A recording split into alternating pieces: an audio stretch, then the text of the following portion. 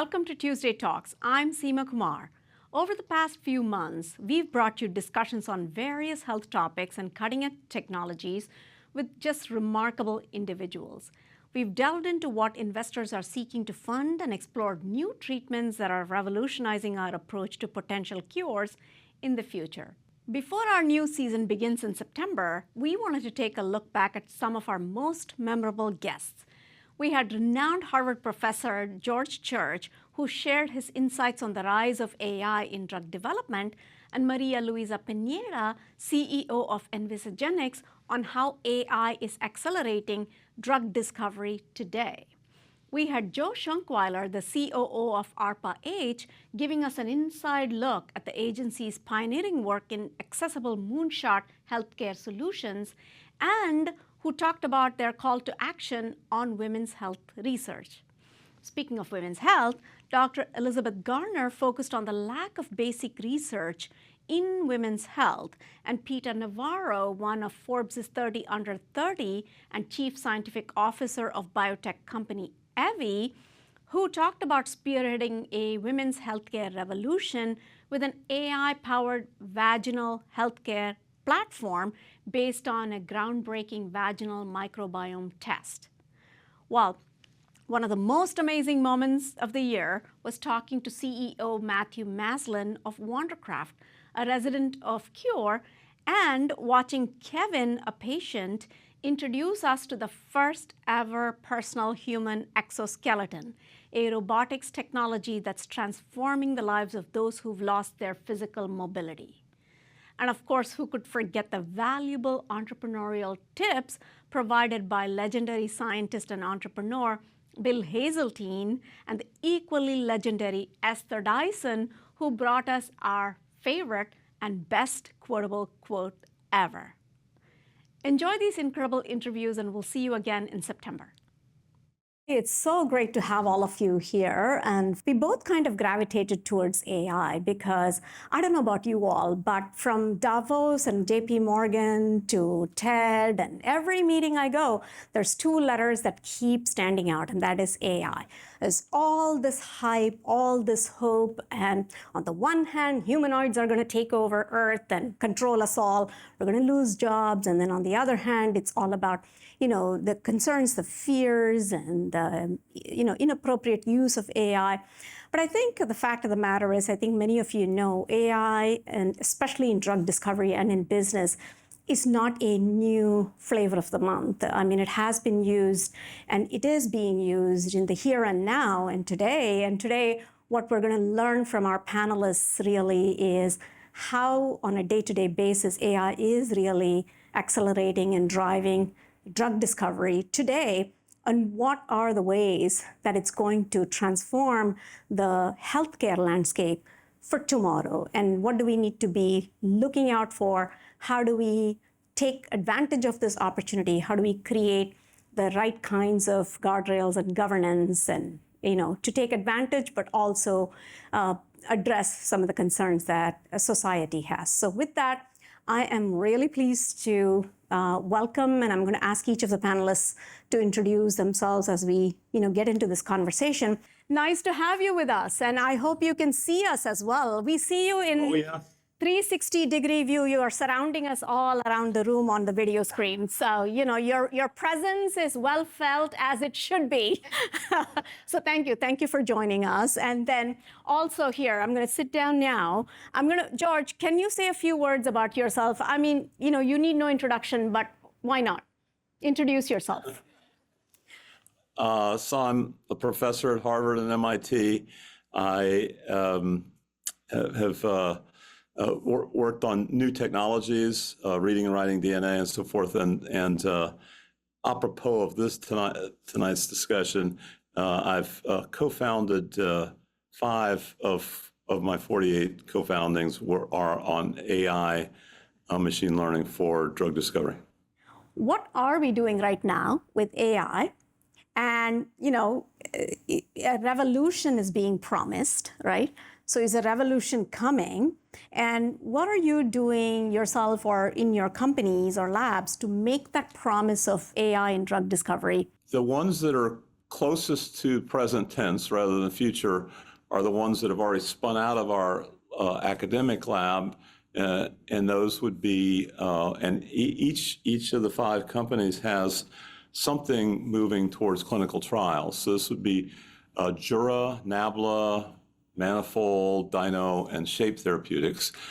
And just as an example, and each of them use a combination of machine learning plus what we call multiplex libraries, where multiplex libraries alone don't work because you get very low yields without machine learning. And machine learning alone doesn't work because it's a kind of a poor simulator of complex biological systems like the whole body of a human or a test. But anyway, for example, we developed used cycles of AI machine learning plus these multiplex libraries of, say, 1 million-fold to inject primates, macaques, in with libraries that would allow drug delivery across the blood-brain barrier with expression in particular brain cells.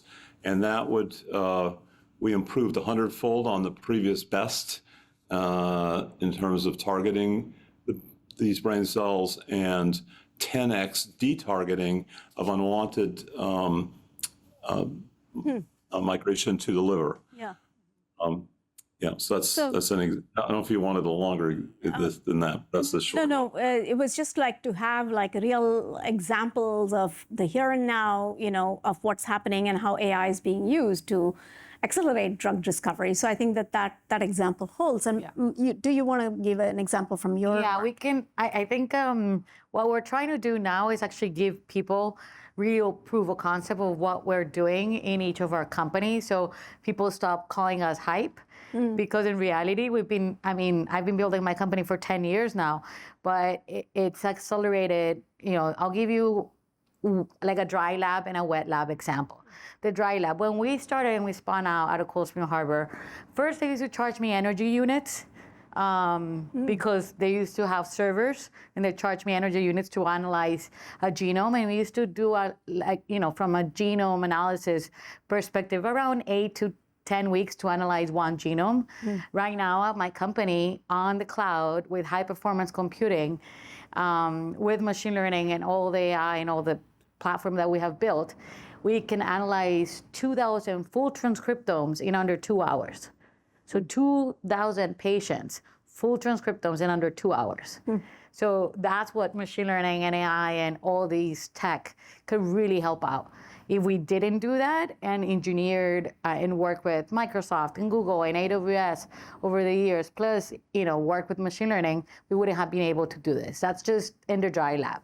On the wet lab, we've been developing therapeutics. So the way that we've approached it is by doing and building different models where we can kind of automate everything that the lab does. So for instance, on the RNA therapeutic and the antisense oligo, we used to do, one nucleotide walks where we will design one, nucleotide difference for each, 16 or 18 mer compound through the whole genome. So then you will test 500, 1,000, 2,000 compounds per target. Okay, each compound is around $3,000 to $5,000. It takes time for you to test in cells and in mice and then in human. Imagine testing all those. Right now, we have the same machine learning algorithm, which we call SpliceLearn, and basically it does that automatically. We only get, by doing a chromosome walk or nucleotide walk, you get 5 compounds that work. When we do our machine learning, we also get 5 compounds that work. Well, how? Because we've automated that process and we understand that if we block a nucleotide, in a position, what RNA binding protein, what is the biology, the mechanism of action. So everything behind it is known by our scientists. So when we synthesize a molecule, 2 to 3 work, and we've just saved millions of dollars, unlimited amount of time, and then in a week we get them, we try them out, and 2 to 3 work. So if we didn't have this platform or these algorithms, we wouldn't be able to, either dry lab or wet lab do the work that we do at Envisagenics. How do you integrate all of that data and make sure that you're understanding the body as a whole, and how can AI be used in that way? Or is it too far field ahead for what we're discussing about the here and now today?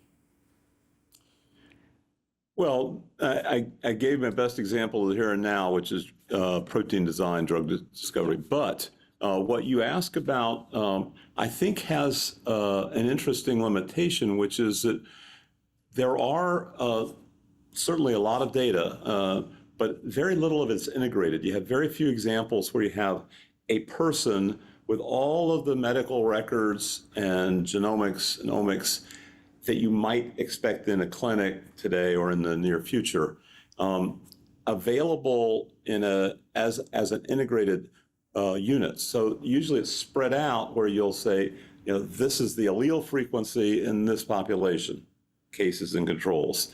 And you won't have all the other genotype, phenotype, environmental data that you need. And this is one of the things we set out to do as a demonstration of the Personal Genome Project. And I think that would be extremely valuable to take advantage of this exponential improvement we have now in machine learning. I think that would be a great combination. What do you think about that, and how does it impact the day-to-day work of graduate students, postdoc, people who are working on projects in, for example, your own laboratory?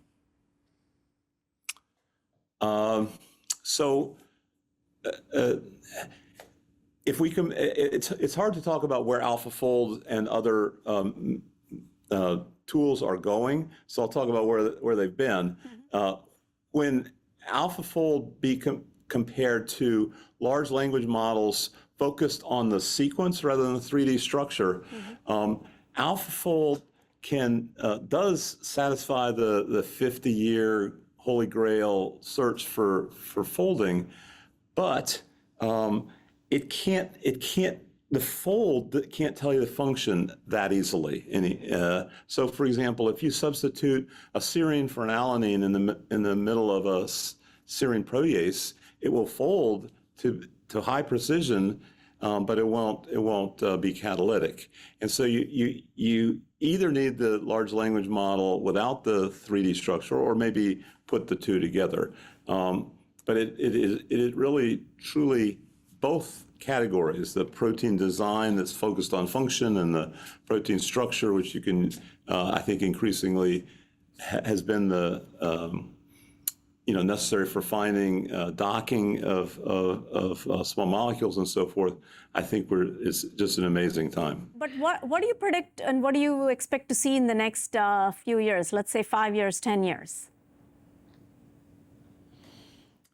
Well, I think that there's going to be a big increase in this, what I call natural computing, which is combining these amazing things you can do with silicon, von Neumann digital, and actually synthesizing perfect simulators, and very big libraries. So now we're getting in the order of 10 trillion members of a library. If you can do an in vitro assay, it's far more accurate than anything you could do in silico, but it's all in silico designed. So I think we're going to see a lot of that going forward, especially in biology and medicine, where you can actually make 10 trillion things cheaply. We're not going to be seeing the same kind of effect, machine learning on, say, astrophysics. We can't do the experiments. We just have to take in the data. But it's clearly very data hungry, and this is a field where you can give it lots of data and go through loops of analysis and synthesis. Today, we're delving into transformational healthcare initiatives under a newly created federal healthcare agency established under the Biden administration only 2 years ago, with an initial appropriations of about $2.5 billion. Known as ARPA-H, or Advanced Research Projects Agency for Health, this agency is dedicated to pioneering moonshot healthcare solutions that transcend conventional research and commercial efforts. Joining us today is Dr. Joe Schunkweiler. He's the Chief Operating Officer of ARPA-H, where he oversees the agency's business and administrative operations, the defense agency, research agency, right? Is this the health version of DARPA, or is there a difference? There's some key differences. We are modeled on DARPA in how we are organized and how we operate. I could talk a bit more about that. I like to say we have a lot of DARPA DNA within the agency because the director came from DARPA previously. We have a lot of our program managers and mission office directors came from DARPA in the past. There are a couple key differences. I'll talk about what's similar first. So similar is obviously the mission, the independence, the autonomy, the problem focus that we have as an agency. It's a bottom-up decision-making approach to solving the biggest healthcare problems. Some of the key differences are, one, we have a much broader mandate. So DARPA, I've never worked at DARPA, but my understanding is their focus is on the American warfighter and where their innovation is. And you can do a lot of things within that mission, obviously. But we have a much broader mission in that we're focused on better health outcomes for everyone, for all Americans.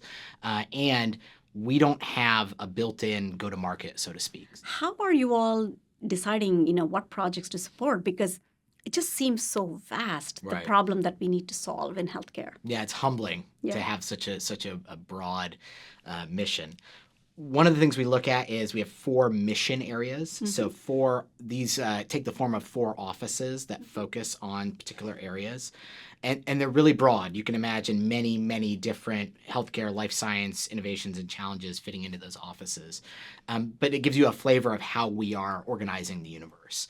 And they include health science futures, which is the net new science that you see out in the world, resilient systems. How do you create a more resilient, interoperative healthcare system that withstands crises and pandemics and things like that? Proactive health, how do you keep people from becoming patients in the first place? And then scalable solutions, how do you reach the broadest number of people as quickly as possible? And within those 4 areas, you're going to see a wide breadth of innovations, projects, programs, et cetera. But that's sort of how we're thinking about the universe in terms of categorizing things. So as the COO, I would imagine that you're consistently measuring impact, right? With R&D processes typically taking 10 to 15 years from discovery all the way to development and getting to the patient, right? How do you look at metrics and success? Yeah, metrics are really important to us. As I said, we're focused on impacting patients, getting to real-world impact. On the operations side, we use OKRs. We work within the best in the industry frameworks to do it. We also, because of the way we operate, we're designed to be as much like a private sector enterprise as you can be within the public sector. And we really focus on measuring what we're doing, getting to outcomes, getting to impact. And that's a big part of what we do. So we have borrowed on industry best practices. I came from Amazon, as you mentioned previously. So we've tried to pull over as many of those best practices as we can because we are really focused on that impact piece and getting to the maximum number of patients that we can. And that's true across the operational side, but also on the programmatic side. What does success look like? When will you know that you've actually gotten to where you need to? When you're actually impacting patient care and outcomes, and that's really the ultimate measure. We know that can take time, even if you're trying to accelerate that as much as possible, and that's not lost on us. The success is really getting to that scale, operating at the platform level, making sure you're touching as many people as you can with whatever you're doing. And the range of programs that we have, you can sort of see that there's going to be a variety of different milestones along the way. I'm sure we'll talk about some of the specific programs, but when you think about the scale and scope of the agency, we're funding everything from our initial program, Nitro, which is focused on regenerative medicine and osteoarthritis and how you can essentially cure osteoarthritis, all the way through to a recently announced program called Upgrade, which is focused on cybersecurity and ensuring that you have automated security protocols at hospitals to protect themselves and their patients. So that's a huge range of activities within healthcare.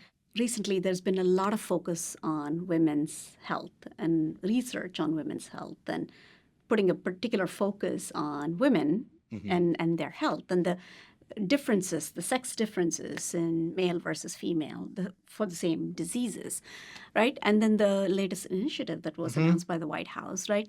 Since the announcement, it seems like everybody is jumping on the bandwagon, right? And ARPA-H is playing a significant role in this whole arena of women's health, the research project. So how are you approaching the diagnosis and treatment of some of these illnesses and the problems that desperately need to be solved? So with the umbrella of women's health, we've identified 6 areas within women's health that we want to focus on. One of those is sort of a catch-all grab bag, of like any innovative approach. So you really think of like 5 specific areas.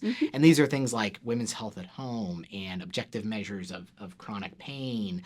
Ovarian cancer. Exactly, like really important things, maintaining ovarian health later in life. These are really problems that have been identified by input from a variety of stakeholder groups. We had our program managers involved. We had outside groups involved in doing that.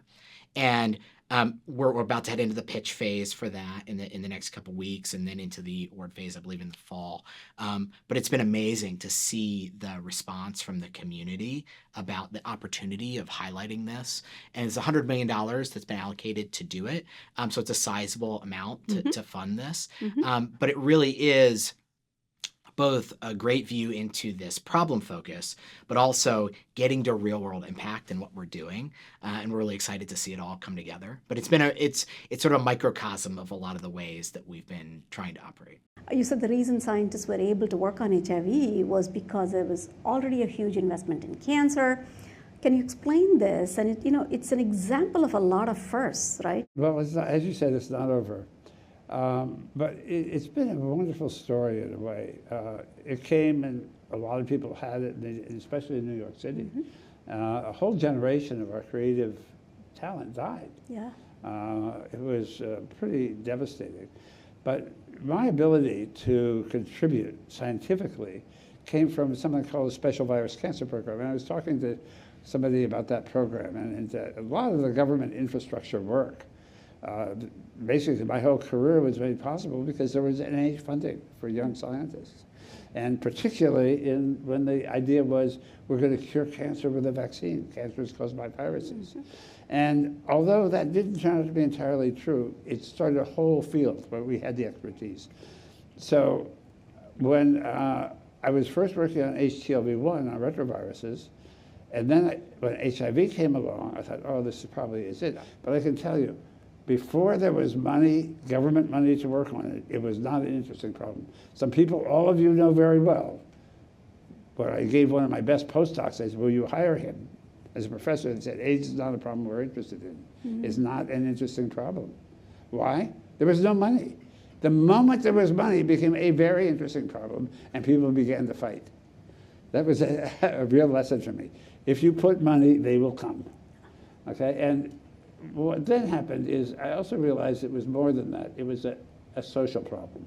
People were afraid. And most of you are too young to remember that fear. But Yeah. I was part of a group called the AIDS Crisis Trust in Great Britain. And Princess Diana was one of our spokespeople. Yeah. And we convinced her that she should hold an AIDS baby and hug an AIDS man.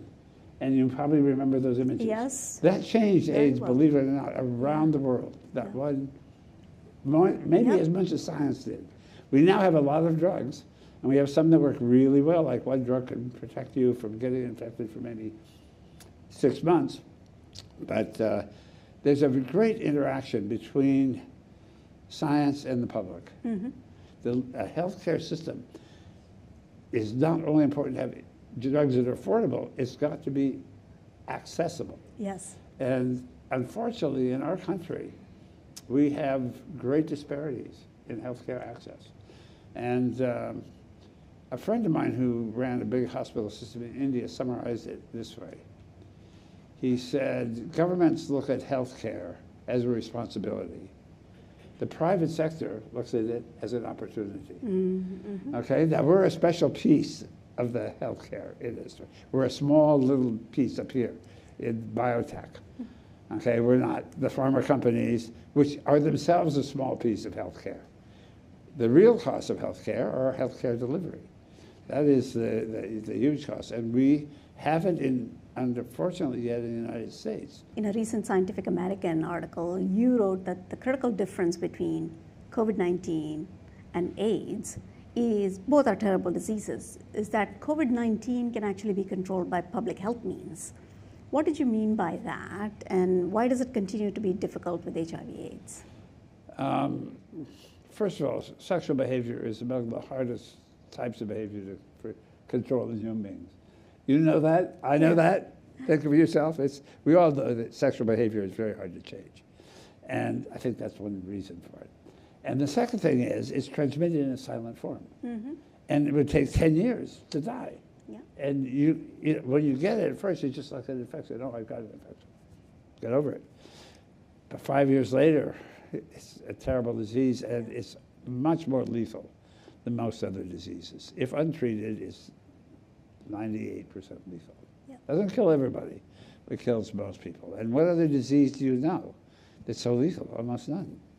In many of your books, right, you talk about key strategies that are deployed by companies as they work to eradicate disease and hopefully, move towards a world where you can emphasize well care versus sick care. I mean, can you give us a little highlight on what that means globally? Yeah. The way, I think, for example, the J&J Foundation that people are very interested in, and that works now on social determinants of health. Mm-hmm. And it turns out, if you actually look at health outcomes, about 80% of your lifetime health is not dependent on the healthcare system. It's dependent on your social circumstance. And you know that intrinsically if you're in a poor country without good services, but even in rich countries, and that's what I was mentioning with my experience in Chicago, and even in this city. Whether you live long, whether you're healthy, if you get sick, you have access.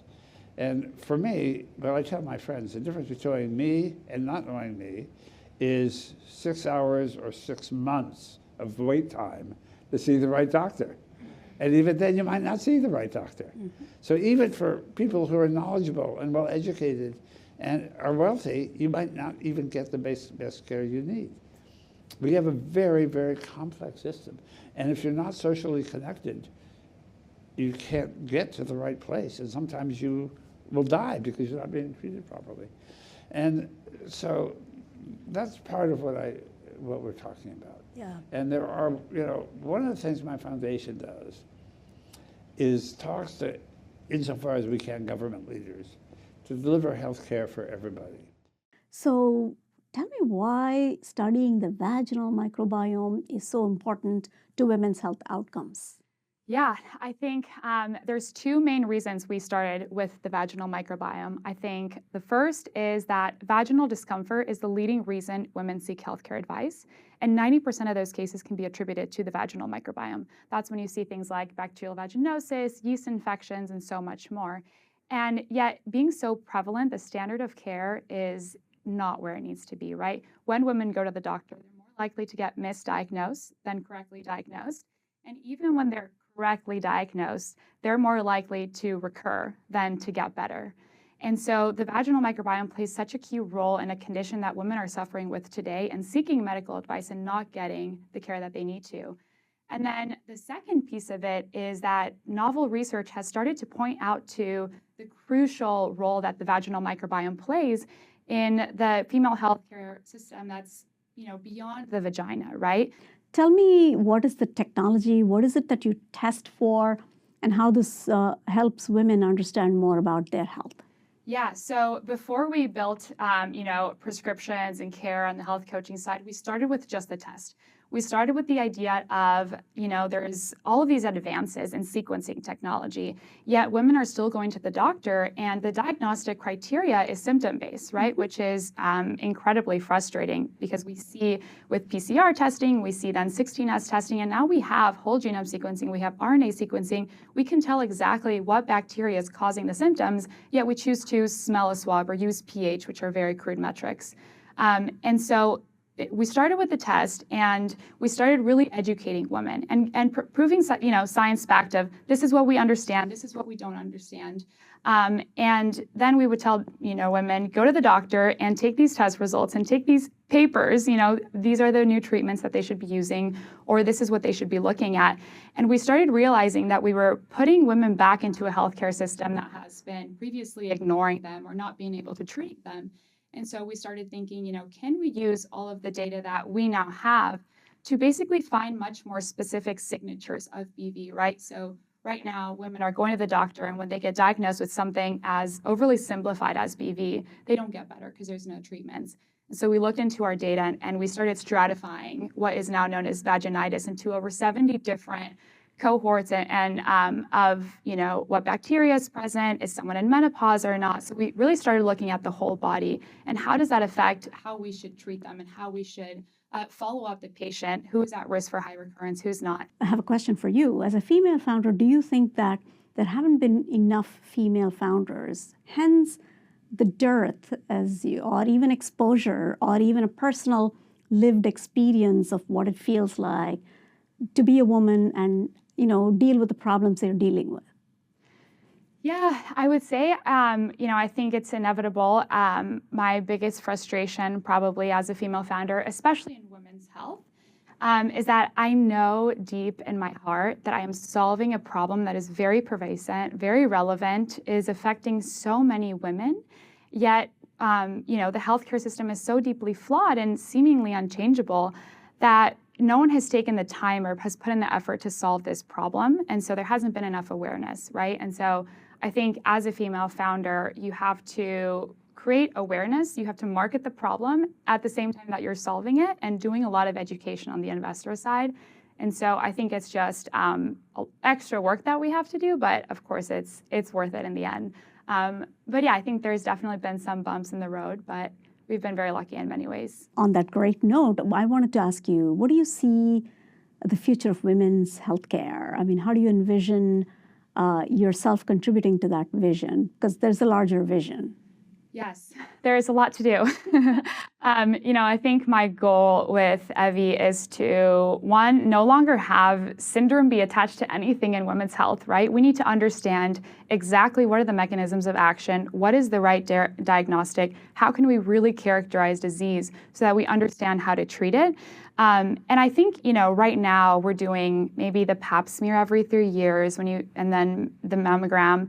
What are all of the things that we need to be doing in order to prevent these conditions, right? And so I think right now we need to leverage all of those signals that the female body is constantly giving off that we've been completely ignoring in our definitions of health and disease, right? And so I think hopefully, if we're able to accomplish what we are set to accomplish, women of all ages, women of all races with any type of risk or condition can know exactly how to prevent diseases and how to treat them. And then they can go on and live healthy lives and be successful at work and be great mothers. According to the recent maternal health report from the National Center for Health Statistics, which is part of the CDC, maternal mortality rates in the US have improved, but they are still alarmingly high compared to other countries, especially among women of color. This issue demands our immediate attention, and we have to find ways to address the scientific, social, and political challenges that hinder the progress in women's health research. To guide us through these challenges and to have a conversation about it, we have today with us Dr. Elizabeth Garner. She is a distinguished OBGYN physician, a researcher, and healthcare executive with more than 30 years of experience in the field. So much to discuss, right? Yes, there is. But before we get into the current state of affairs on maternal health here in the United States, let's talk a little bit about your background and how your upbringing in Nigeria, right, has not only influenced what you're doing here in the United States, but what led you to an understanding of the social determinants of health, which play a big role in, how we look at diseases. Thanks so much for asking that question. I think it's a really important part of my journey for sure. So yes, I was born in Nigeria right during the Biafran War, for people who are old enough to remember that terrible tragedy. Yes. And I would have been, had Biafra won the war, I actually would have been a Biafran, not a Nigerian. Yeah. But yes, it was a terrible time. Of course, I was a baby at that point. But then growing up in Nigeria over the years, you know, I really sort of started to realize, wait a minute, there's something not quite right here. It seems that women are not quite treated in the same way as men. And then over the years, unfortunately, I had several relatives of mine, cousins, aunts, that died from really what I believed were preventable deaths, right? And that is directly relevant now to what we're talking about today. And so from a pretty early age, and then actually in medical school as well, I would go back, you know, during the holidays and see these things that were happening and I was in an OBGYN setting, right? So I really kind of pulled these things together and realized we need to do something about this. And then over the years, especially through my industry years, I started to realize, my goodness, this is not just a problem of, you know, sub-Saharan Africa. First of all, it's a global problem, and it is certainly a U.S. problem, as we'll talk about today. We have major problems when it comes to maternal health in the U.S. But let's start with the CDC report that was just released last month, right? The report revealed that the 2022 maternal mortality rate decreased compared to the pandemic. We saw a big spike in 2021. But even though, you know, there is, you know, some improvement, we're still lagging behind dramatically, in fact, compared to other wealthy, quote unquote, countries, right? So can you share a little bit more information about the statistics, starting with, you know, how the current decrease in mortality rate occurred and, you know, how they compare to what's happening in developing countries?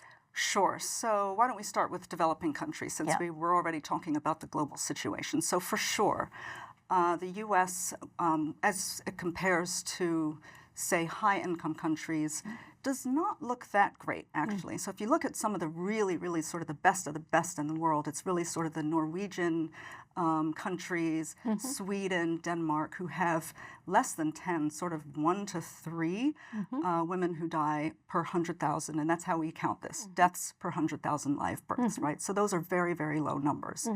In the U.S., the most recent from the CDC, as you said, we're looking at about a 22 women dying per 100,000 live births, which, as you said, is better than it was back in 2021. But still, we're not doing well when we look at sort of what we should consider our comparison countries, right? So not doing well. Now, certainly if you look here in the U.S., there are clear differences, right? Really, it's sort of where you live and what your color is really kind of determines what you're going to experience or what people in your community are going to experience. And as you said, we can talk more about social determinants of health, but for sure there are disparities, right? So as you look at the new data from the CDC, you're still seeing quite clearly, right, that Black women in particular, although back in 2021 the rate was 70, right, compared to actually in 2021 33 for the overall, and then now we're still about 50, 49.5 is the number for Black women. So improvement, sure, but a lot of ways to go, right? And then what's interesting is I don't know if you showed the graph, but you see the graph that goes up and then, you know, peaks and then sort of we start to see it going down. What that tells you, though, you know, because you'll hear people say, well, it's COVID, you know, it was all COVID and now we're returning to sort of pre-COVID rates, which is true. But if you look sort of pre-COVID, we were already starting to go up. So there was already something not quite right. So even though, yes, the starting point itself was less desirable, right? So clearly a lot of work to do since the COVID pandemic. And how do the stats look by race? Right. So Black women, and I was just looking at this actually just to make sure I get it right. So currently, right, we went from, for white women, 27 in 2021 to 19. So reasonable improvement, but still, again, looking back at sort of how we should be as a high-income country, not so great. Hispanics were 28 down to 17. Asians, 17 down to 13, right? And they seem to sort of overall be doing the best. And then, of course, Black women, as I talked about, 70 back in 2021 and now 50 or 49.5. So improvements everywhere. Improvements everywhere, but, you know, not satisfied by any means and a lot of work to do. And joining me today is the CEO and co-founder of Wondercraft, Matthew Meslin. Matthew, welcome. Thank you so much. Tell me a little bit about, why is this product so important, and when was this company founded, and why did you find it? So we created the company in 2012, mainly through discussions with my co-founder, Nicolas. Nicolas comes from a family where there is a genetic disease. It's called Charcot-Marie-Tooth. And it's a very slow progressing disease where people who unfortunately are hit by it slowly lose their ability to move and sense away from the central nervous system. So basically it impacts your fingertips and your toes, and then it creeps back up to your core. And so for these people, they've led a very active life. They've been very successful. And at one point in their life, they have to get in a wheelchair because it's hard for them to walk anymore. And so Nicolas has his older brother. He used to wrestle with him. He used to fight with him like brothers do. But he's always known that at some point, he wouldn't be able to do those things with his brother. So while he was playing and wrestling with his brothers and roughhousing and all of that, he always knew all along that there would come a day when he wouldn't be able to do any of that. Wow. Exactly, and he felt that was so unfair to his brother, and then he came into engineering school. He became an engineer. And he would see those robots, right? The robots that walk and stand and are able to do some cool stuff and dance. And he was like, this is it. Yep. It's super cool to have a robot dance. Yes. But it's even more useful to have these kind of algorithms that power mobility and being on your 2 feet to help people like his brother walk again. And that's how Wondercraft was started. That's phenomenal. What a great story. It's always, great companies are always founded by someone with passion who is trying to solve an unmet need. And so I think that's what has powered Wondercraft throughout all those years. It took us 6 years to have our first patient inside an exoskeleton and standing up. And I can tell you, when that first patient stood up and rose and suddenly came from this seated position to a standing position and was able to look us at eye level, like the level of emotion within the team after 6 years working day and night was tremendous.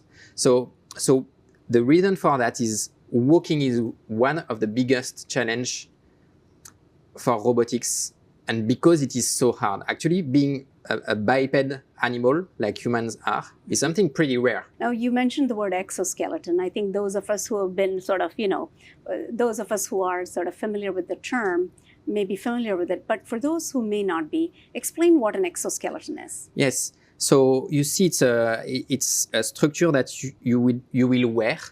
You will have motors at each of your joints, and they will move the structure. And because you're tied to it, it's something that moves, and you move with it. So when the exoskeleton stands up, it stands you up with it. And when it lifts the foot to start walking, and it moves you with it. So it's really an external framework or frame that you get inside and that works for you.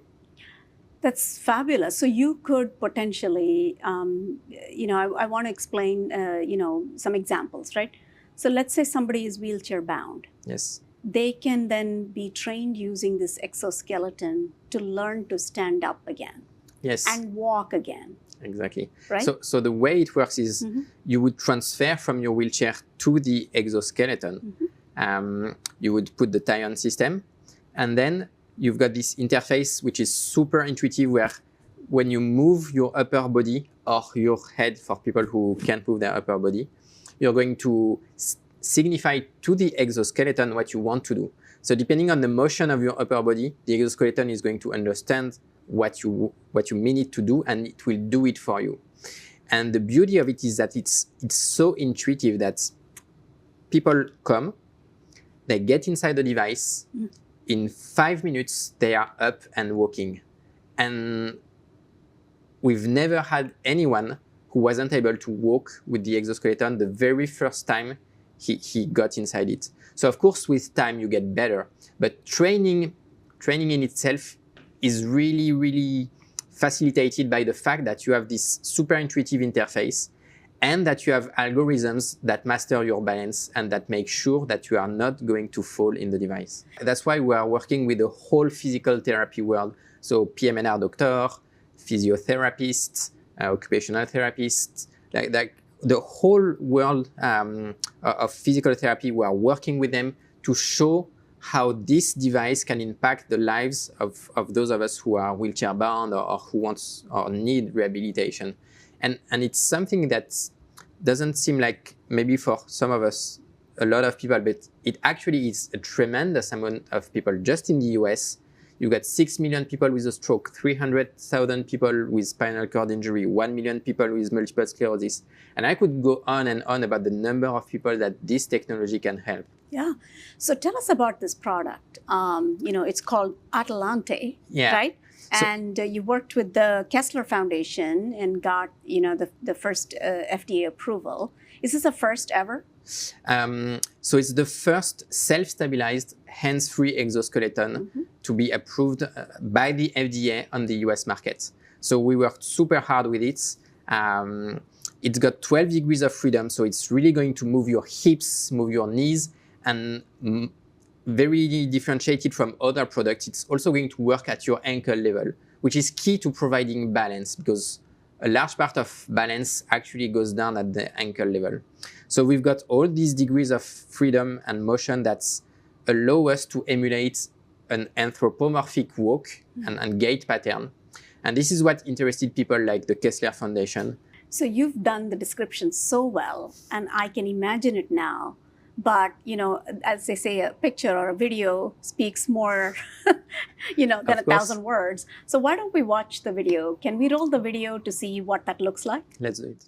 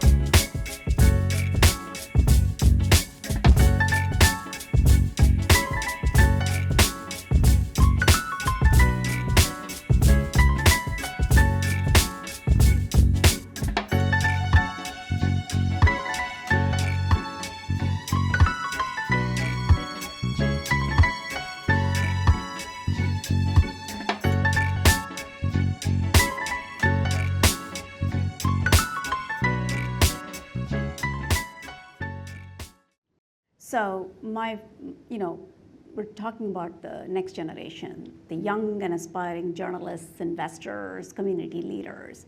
What's the one piece of advice you have for them?